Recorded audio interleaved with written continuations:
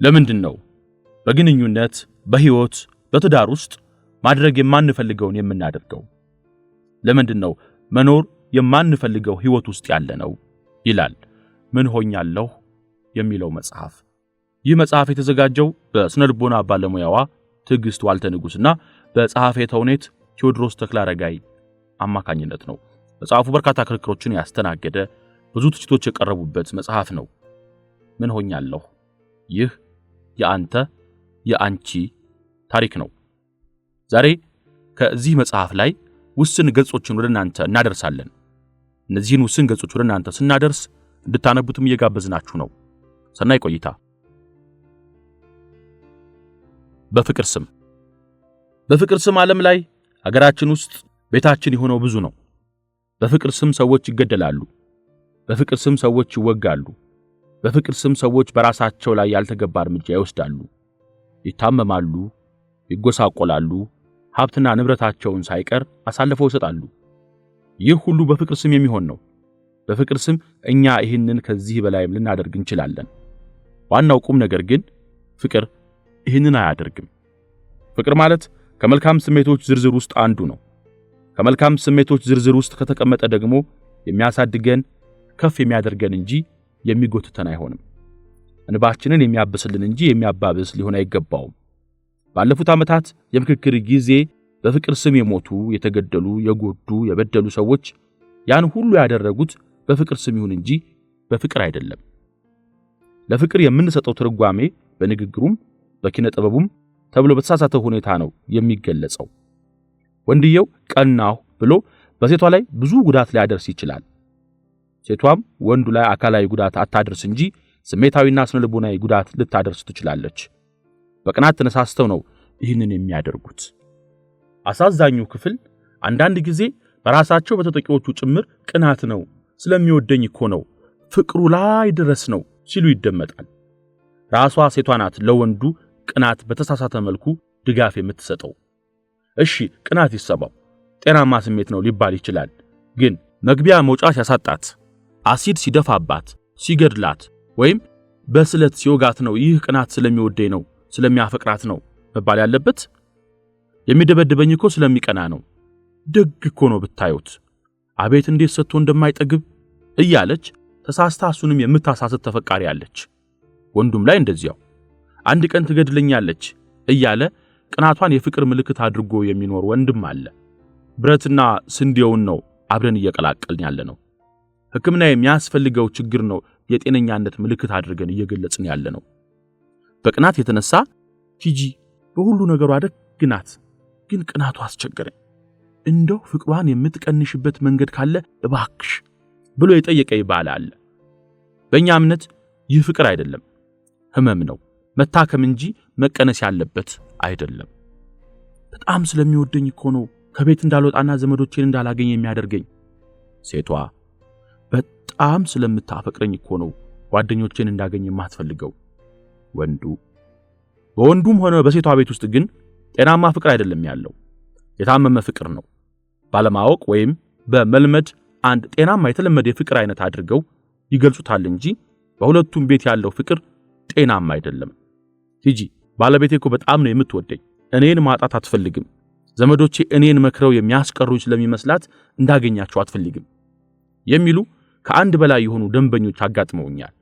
ወደ ሕክምና የስነ ልቦና ባለሙያዎች መሄድና መታከም ያለበት ችግር ነው እዚህ ቤት የገባው። ባልም ሚስትም ግን ባለማወቅ ህመሙን የፍቅር ምልክት አድርገው ይኖሩታል።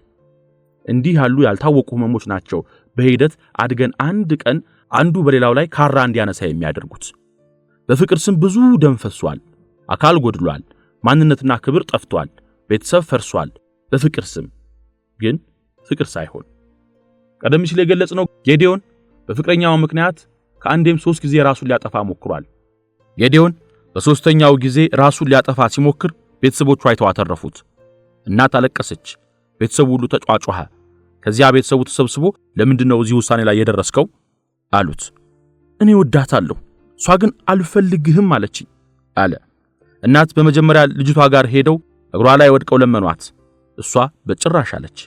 በልጅቷ በኩል የተሞከረው ስላልተሳካ በድጋሚ እንዳያደርገው የስነልቦና ባለሙያዎች ጋር መውሰድ የተሻለ መፍትሄ እንደሆነ አውቀው ነው ያመጡት። በመጀመሪያ ከጌዲዮን ጋር ያደረግነው እንዲረጋጋና ነገሮችን በጤናማ አእምሮ እንዲያስባቸው የተረጋጋ ሁኔታ መፍጠር ነው። ይህንን ማድረግ ቀላል የማይባል ጊዜ ወስዶብናል። ከተረጋጋ በኋላ ደንበኛዬ እንደነገረችኝ ምን ገጥሞታል መሰለህ? ጌዲዮን በልጅነቱ በጣም የሚወዳቸው አባት ሁለት ወንድምና እህቶች ነበሩት። 7ኛ ዓመቱ ላይ በጣም የሚወዳቸው አባቱ ሞቱ። እናት የቤት እመቤት ስለሆኑ በምን ሁኔታ ቤተሰቡን መምራት እንዳለባቸው ስለማያውቁ እዚህ ቤተሰብ ውስጥ ብዙ የተመሰቃቀሉ ሁኔታዎች ተፈጠሩ። እናት ገቢ ስላልነበራቸውና ልጆቹን ማሳደግ ስላልቻሉ ሁለቱን ሴቶች ለአንድ ዘመድ፣ ቀሪዎቹን ሁለት ወንዶች ደግሞ ለሌላ ዘመድ እንዲያሳድጉላቸው ሰጧቸው። ይህን ልጅ ስታየው መጀመሪያ አባቱን በሕይወት አጣ፣ ቀጥሎ እናቱን አጣ፣ ቀጥሎ ሁለት እህቶቹን አጣ፣ ቀጥሎ ደግሞ እሱና ወንድሙን የወሰዷቸው ዘመድ ሁለቱን ማሳደግ አልችልም አሉና ወንድሙን ለሌላ ዘመድ ሰጡት። ወንድሙንም አጣ ማለት ነው። እሱ ባደገበት ቤተሰብ ውስጥ ልብስም ምግብም ከሌሎቹ የተረፈውን ነው የሚሰጠው። ምግብም እንደነገሩ ነው። ጌዲዮን እልህ ያዘኝ አለ። ይህን ሁሉ ምስቅልቅል መለወጥ የሚችለው ራሱን በትምህርት ሲያበለጽግ ብቻ መሆኑን ስለተረዳ መማር ለድርድር የማይቀርብ የህይወት ጉዳዩ አድርጎ ያዘው። እንዳሰበውም በትምህርቱ ጎልቶ የሚታይ ልጅ ሆነ። 9ኛ ክፍል ሲገባ ከአንዲት ቆንጆ ኮረዳ ጋር ይቀራረባል። አንዲህም አምነው ሰው አገኘው አልኩ ይላል። አባቱን፣ እናቱን፣ ቤተሰቦቹን አጥቶ ይቺ ልጅ ናት በቅርቡ ያለችውና የሆዱን ሊያወራላት የምትችል ብቸኛ ልጅ። ይችም ልጅ ግን እንዴት እንደሆነ ሳያውቀው እዚያው ክፍላቸው ውስጥ ካለ አንዱ ጎረምሳ ጋር ፍቅር ይዛትና ጌዲዮንን አልፈልግህም ትለዋለች። እንደገና ሌላ ማጣት በህይወቱ ውስጥ መጣ ማለት ነው። 4ኛ ወይም 5ኛ ማጣት። ከዚያ ህይወት ቀጠለና ዩኒቨርሲቲ ገባ። ዩኒቨርሲቲም ሌላ ፍቅረኛ ያዘ። እሷም በማያውቀው ምክንያት እየሸሸችው ትመጣለች። እንደገና ሌላ ማጣት። ከዩኒቨርሲቲ ከወጣ በኋላ እፎይ ህይወትን ማሸነፍ ቻልኩ ብሎ እናቱን ማገዝ ጀመረ። እህትና ወንድሞቹም ደረሱ። የፈረሰው ቤተሰብ እንደገና መቋቋም ቻለ ማለት ነው። ከዚያ በኋላ ይህችን ራሱን ለማጥፋት ሙከራ ያደረገባትን ልጅ ተዋወቃት። ጌዲዮን ለፍቅረኛው ደውሎ ልጅቷ ስልክ አላነሳች ወይም ትንሽ ዝም ካለች በጣም ነው የሚናደደው። ሰውነቱ ይንቀጠቀጣል፣ በጣም ይበሳጫል። አንድ ዕለት ፍቅረኛው ጋር ደውሎ ስልክ ሳታነሳ ስትቀር እየበረረ ቢሮዋ ሄደ። እሷ ትልቅ ድርጅት ውስጥ ነው የምትሰራው። ጌዲዮን በስሜት ተሞልቶ ጥበቃውን ገፈታትሮ ነው የገባው። ጭንቅላቱ ውስጥ ያለው ከሌላ ወንድ ጋር ትሆናለች ወይንም ጥላኝ ሄዳለች የሚል ሐሳብ ነው። ቢሮዋ ሲደርስ ግን ስልኳን ቻርጅ ልታደርግ ሰክታው ይገኛል። ፍቅረኛዋ ይህን ሁሉ ከምትችለው አቅም በላይ ስለሆነባት ካንተ ጋር መቀጠል አልፈልግም እንለያይ ትለዋለች።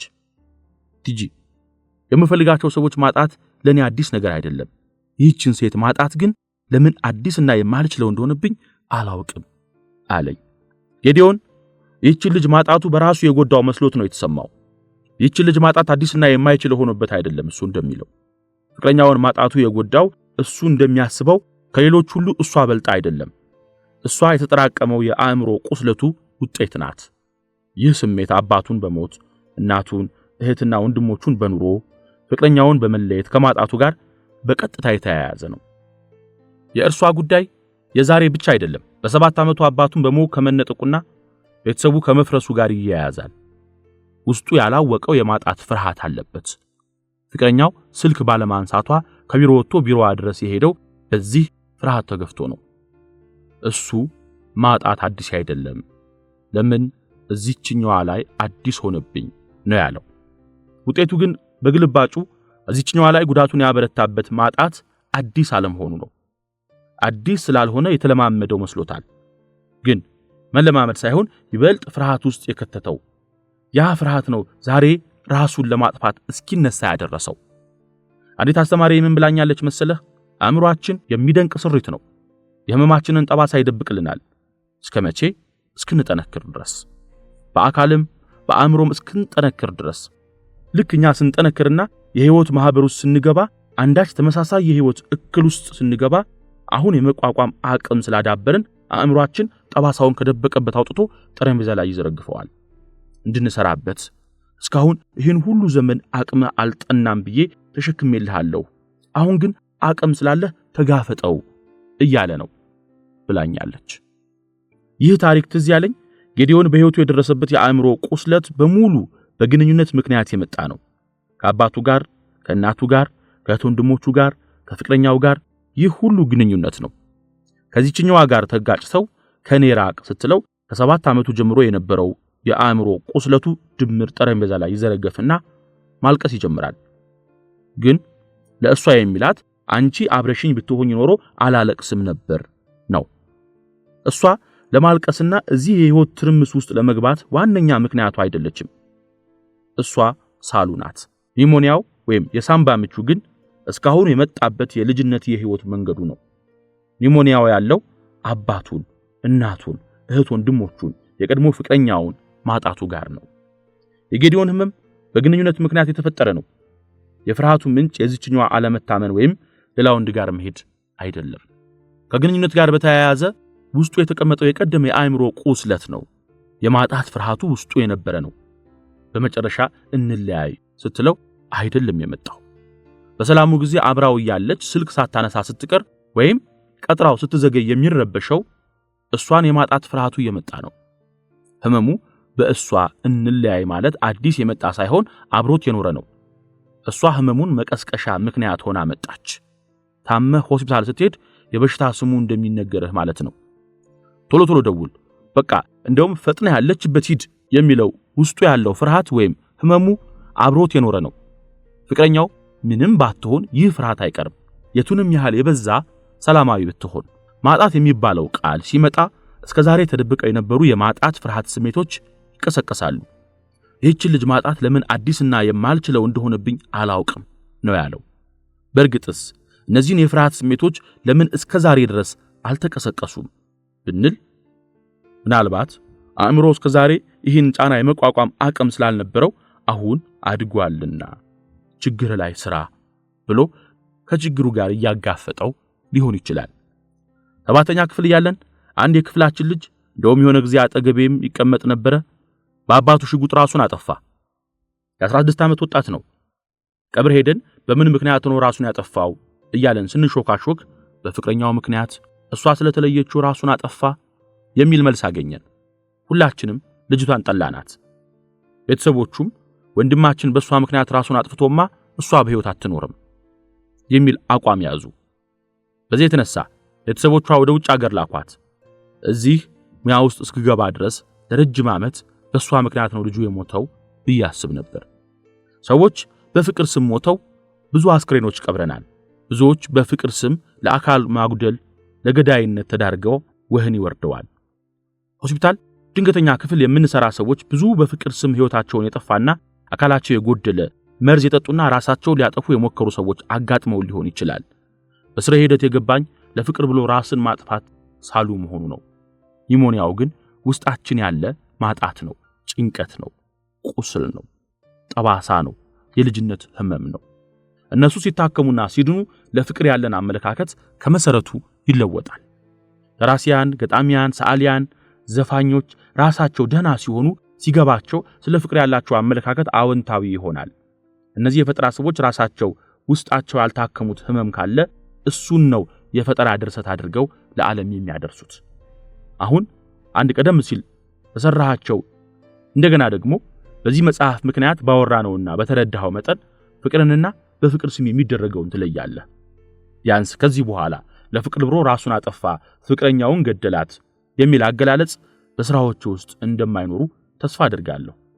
የኛን ሙያ ጥንቅቅ አድርገህ ባታውቀውም ምን ማለት ነው ፍቅር ማለት፣ የትኛው ነው ፍቅር የሚመስለውና ያልሆነው የሚሉትን ትለያለህ። አንተ ያወቅከውን ነው ለተደራሲው የምትሰጠው። እናም ደራሲያን፣ ገጣሚያን፣ የኪነ ጥበብ ሰዎች በመጀመሪያ ራሳቸውን በጥልቀት ማየት ቢችሉና ገጸ ባህሪያቱን በጥልቀት ወደ መመርመር ቢሄዱ እላለሁ። እነሱ ካልነቁ የነቃ ኪነ ጥበብ ለማህበረሰብ ማቅረብ ሊቸግራቸው ይችላል። የስነ ልቦና ባለሙያ ባይሆኑ እንኳን ስለ ስነ ልቦና የተወሰነ ዕውቀት ሊኖራቸው ይገባል።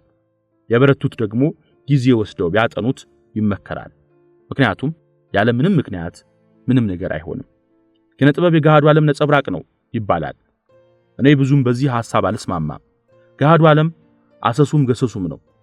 ኪነ ጥበብ ግን ከአሰሱም ገሰሱም የተመረጠና የተጠነፈፈ ታሪክ ነው ብዬ አምናለሁ። ውድ የፈትል ቤተሰቦች በዛሬው ዝግጅታችን ምን ሆኛለሁ ይህ የአንተ የአንቺ ታሪክ ነው በሚል ርዕስ ከቀረበው የትዕግስት ዋልተ ንጉስና ቴዎድሮስ ተክለአረጋይ ውስን ነገር አነበብንላችሁ። ጸሐፊዎቹን እያመሰገንን መጽሐፉን እንድታነቡትም እንጋብዛችኋለን። ከኛ ጋር ዘላቂ ቤተሰብነት እንዲኖረን የሰብስክራይብ ቁልፉን በመጫን ቤተሰብ እንሁን። ሰናይ ጊዜ